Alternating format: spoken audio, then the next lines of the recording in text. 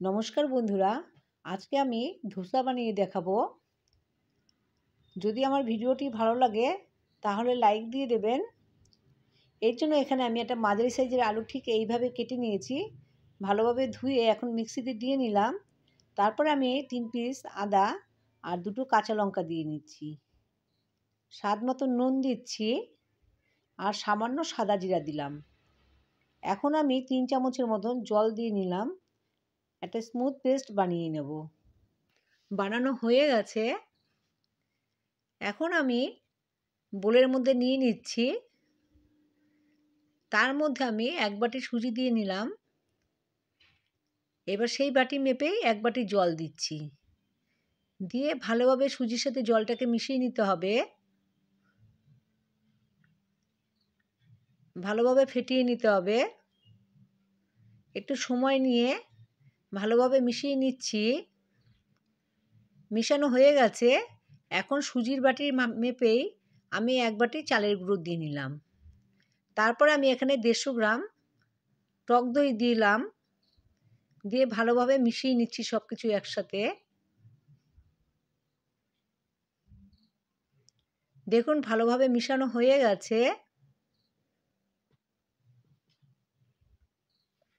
একটু সময় নিয়ে ভালোভাবে মিশিয়ে নিতে হবে। তারপরে আমি এখানে 1 চামচ চিনি অ্যাড করলাম।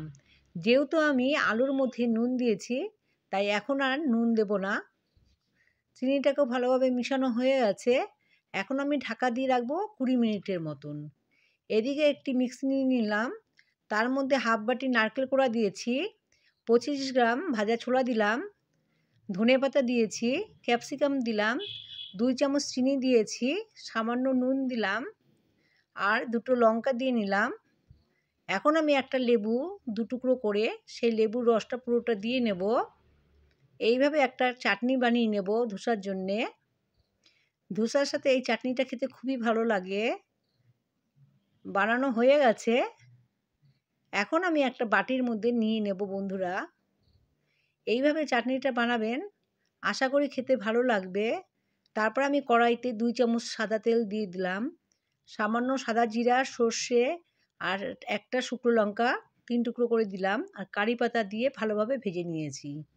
ভাজা হয়ে যাওয়ার পরে চাটনির মধ্যে মিশিয়ে নিচ্ছি, এতে করে চাটনির টেস্টটা বেড়ে যাবে। খেতে কিন্তু দারুণ লাগে। চাটনি বানানো আমার হয়ে গেছে। এখন যে ব্যাটারটা আমি ঢাকা দিয়ে রেখেছিলাম, এখন ঢাকনা খুলে ব্যাটারটা আবার কিছুক্ষণ ভালোভাবে নাড়াচাড়া দিয়ে নেব। এখন আমি এখানে হাফ চামচ খাবার সোডা অ্যাড করলাম। এবার এই খাবার সোডাটা ভালোভাবে মিশিয়ে নিতে হবে।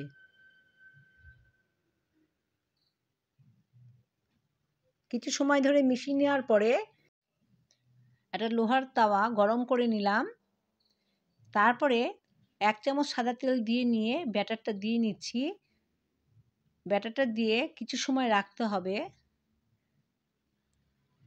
তারপরে আমি এখানে ভাঁজ করে নিলাম। প্রথমটা একটু লেগে গেছে বন্ধুরা, পরেরটা আশা করি লাগবে না। 2 হাতা করে ব্যাটার দিয়ে নিচ্ছি। তারপরে যখন একটু ভালোভাবে ভাজা হয়ে আসবে তখন ওখানটায় আমি একটু তেল দিয়ে নিচ্ছি চারিপাশে। যদি আমার ভিডিওটা ভালো লাগে তাহলে লাইক দেবেন। খুবই মুচমুচে হয়েছিল, খেতে কিন্তু দারুণ লাগছে। দেখুন বন্ধুরা, দেখতে কতটা ভালো লেগেছে, খেতে কিন্তু অবশ্যই ভালো লাগবে। আর ভিডিওটি শেষ অবধি দেখার জন্য আপনাদের অসংখ্য ধন্যবাদ। এবার আমি একটা ছিঁড়ে দেখাবো।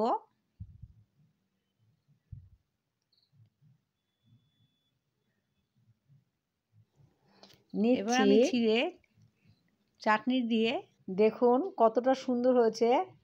আজ এই অবধি বন্ধুরা, আবার নতুন ভিডিও নিয়ে দেখা হবে। আপনারা সবাই ভালো থাকবেন।